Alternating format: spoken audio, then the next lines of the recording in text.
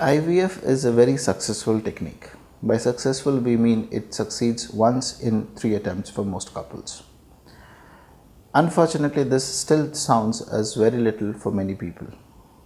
Now, though science has advanced a lot and we are getting better results every day, still a lot is not yet learned or known about how human beings conceive and give birth.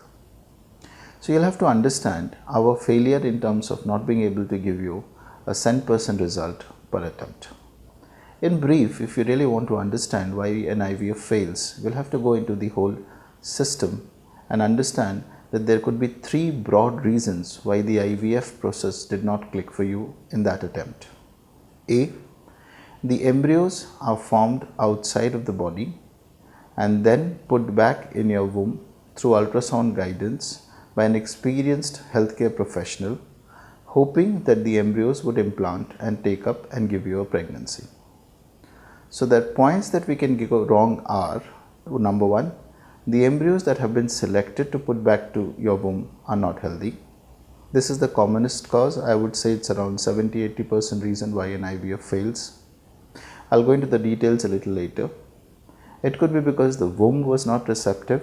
That's around 10 to 15% of the causes.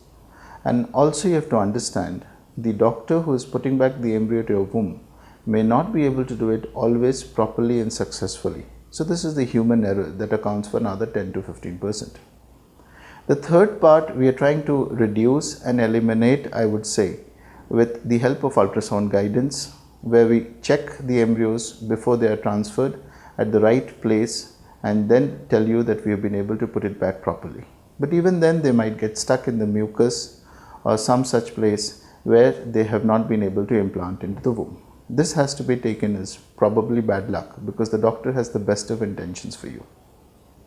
As far as the endometrium receptivity is concerned, it's a very complex thing. We realize that humans do not have a receptive endometrium all the time, all the year round.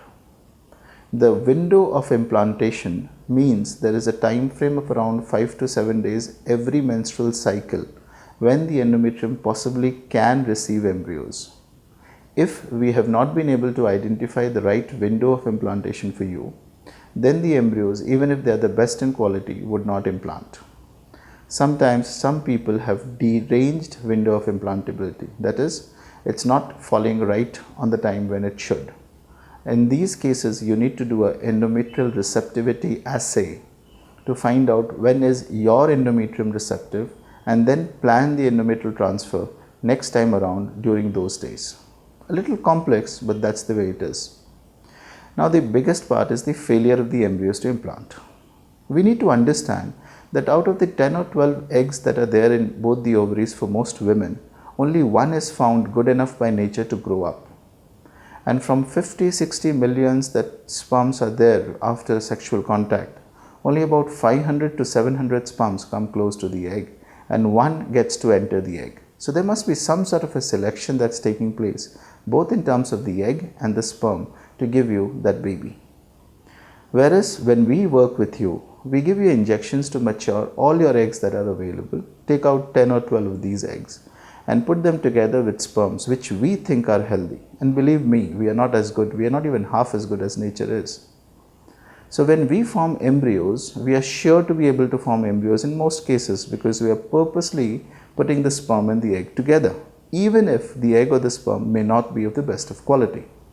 So this results in multiple number of embryos forming every IVF cycle. And then we have to kind of select according to our criteria as to which can implant into your womb. What has been done traditionally is to allow these embryos to grow in the incubator for 2 or 3 or 5 days and then choose the ones that are looking good.